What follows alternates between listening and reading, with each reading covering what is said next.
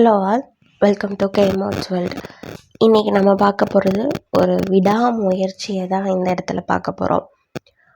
என்ன விடாமுயற்சி அப்படின்னா, இது என்னோடய ஸ்டூடெண்ட் ஜோதியோட ஆல்பம். ஜோதியை பற்றி சொல்லணுன்னா, அவங்களுக்கு ஆரி நீடில் எப்படி இருக்குன்னு தெரியாது, ஆரி பிரேம் எப்படி இருக்குன்னு தெரியாது, ஸ்டாண்ட் எப்படி இருக்குன்னு தெரியாது. அதாவது எதுவுமே தெரியாமல் ஒரு பிளாங்காக தான் வந்து ஜாயின் பண்ணாங்க.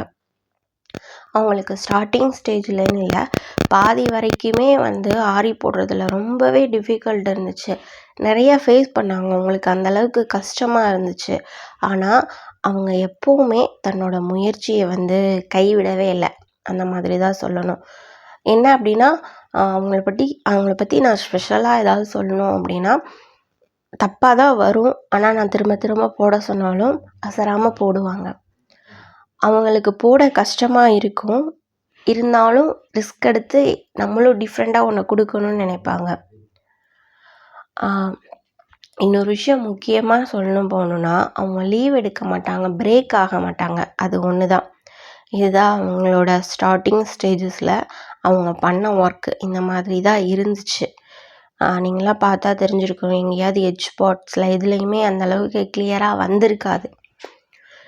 நான் வந்து உண்மையாகவே ஜோதியை நான் ஒரு பெருமையாக சொல்லணும்னு நினைக்கிற விஷயம் இது தான். நிறையா ஸ்டூடெண்ட்ஸ் வந்து தனக்கு வரலை அப்படிங்கிறதுனால வந்து டவுன் ஆகிடுவாங்க. ஆனால் இவங்க அப்படி ஆகலை. நிறையாவே ட்ரை பண்ணாங்க. கண்டிப்பாக அதுக்கான ஒரு சக்ஸஸும் அவங்களுக்கு கிடச்சிருச்சு. ஸோ நம்ம நிறையா ப்ராக்டிஸ் பண்ண நம்ம முயற்சி பண்ண அதாவது நம்ம எவ்வளோ உழைக்கிறோமோ அதுக்கேற்ற ஊதியம் கண்டிப்பாக கிடைக்கும். அந்த இதை தான் இன்றைக்கி நீங்கள் பார்க்க போகிறீங்க. மற்ற இடத்துலலாம் எனக்கு தெரியாது, பெஸ்ட்டாக ஒர்க் பண்ணுற ஒரு ஸ்டூடெண்ட்ஸோட ஆல்பமை மட்டும்தான் டிஸ்பிளே பண்ணுவாங்க. ஆனால் அப்படி கிடையாது.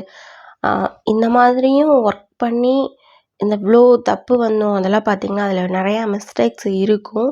ஆனால் அதை நிறையா தடவை போட்டு தான் இதை கொண்டு வந்தாங்க. ஆனால் போக போக பாருங்கள் அவங்களோட டெவலப்மெண்ட் எப்படி இருந்திருக்குன்னு சொல்லிட்டு. நல்லா ஒர்க் பண்ணுறவங்களோடதை மட்டும் காமிச்சு எல்லாருமே நல்லா ஒர்க் பண்ணுவாங்க அந்த மாதிரி சொல்லணும்னு நான் நினைக்கவே இல்லை.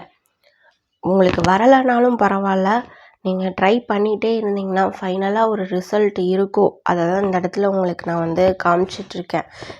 உங்கள் கண்ணுக்கு முன்னாடியே நான் வச்சுருக்கேன். உங்களுக்கே போக போக பார்க்கும்போது தெரியும். அந்த கிருஷ்ணரெல்லாம் பார்த்திங்கன்னா எல்லோரும் பண்ணுறாங்க, நம்மளும் ஒன்று வித்தியாசமாக கொடுக்கணுங்கன்னு அவங்க பண்ண அந்த முயற்சி தான்.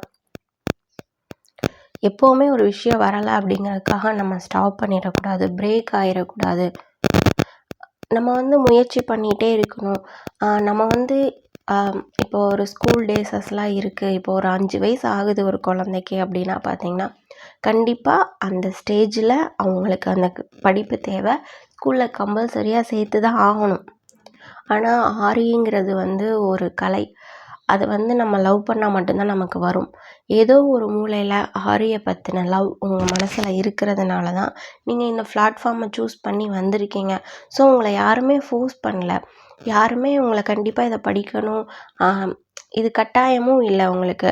அப்படி இருக்கிறப்ப உங்களோட விருப்பத்துக்காக தான் நீங்கள் வந்திருக்கீங்க. அப்படி இருக்கிறப்ப அந்த ஃபீல்டில் உங்களுக்கு ஒரு சக்ஸஸ் வேணும் அப்படின்னா முயற்சி பண்ண தான் செய்யும்.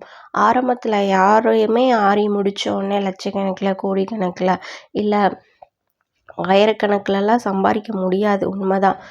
நம்ம தான் மார்க்கெட்டிங் பண்ணிக்கணும், நம்ம தான் கொஞ்சம் கொஞ்சமாக நம்மளை டெவலப் பண்ணிக்கணும். ஓகேவா? அதுக்கப்புறம் அந்த பொம்மையெல்லாம் பார்த்திங்கன்னா அதெல்லாம் உங்களோட ப்ராஜெக்ட் தான். அதிலருந்தே அவங்க கொஞ்சம் நல்லா டெவலப்பாக போட ஆரம்பிச்சிட்டாங்க. அதுக்கப்புறம் திரும்ப ஒரு ப்ராஜெக்ட் பண்ணாங்க. அதோடய ஃபேஸ்லாம் கொஞ்சம் சரியில்லை. நான் வந்து என்ன இப்படி பண்ணிட்டீங்க ப்ராஜெக்ட், இதுக்கெல்லாம் நான் எப்படி இது பண்ணுறது அந்த மாதிரி சொன்னேன். அதை வந்து நான் சொன்னதை வந்து இது பண்ணுற அளவுக்கு ஒரு பெர்ஃபார்மன்ஸ் கொடுத்தாங்க. என்னால் உண்மையாகவே நான் சொன்னது இதுதான், இதுக்கு ஃபேஸ் வரல, என்ன இப்படி பண்ணியிருக்கீங்கன்னு நான் சொன்ன அந்த வார்த்தையை இந்த மாதிரி பண்ணிட்டாங்க. இதை எவ்வளோ ஒரு அழகாக பண்ணியிருக்காங்க பாருங்கள்.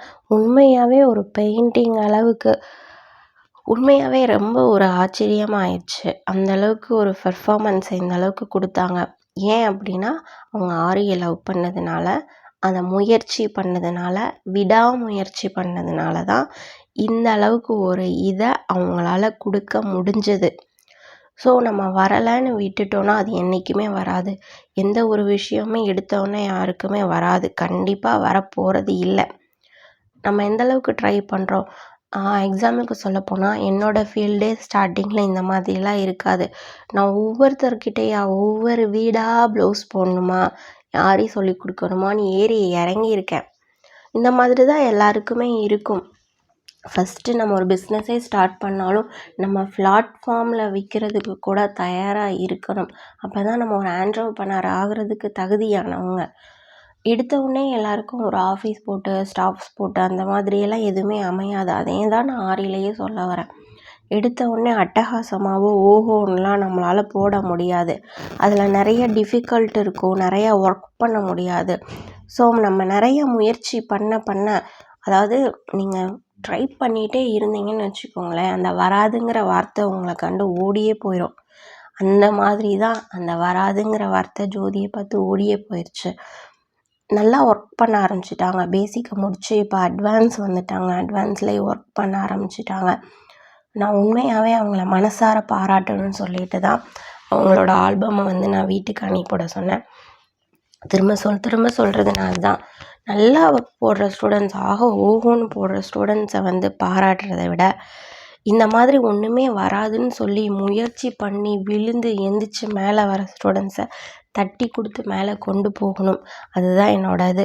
அதை தான் நான் ஜோதிக்கு பண்ணேன். ஜோதி வரவே இல்லைன்னு இல்லாமல் அதிகமாக ட்ரை பண்ணிகிட்டே இருந்தாங்க.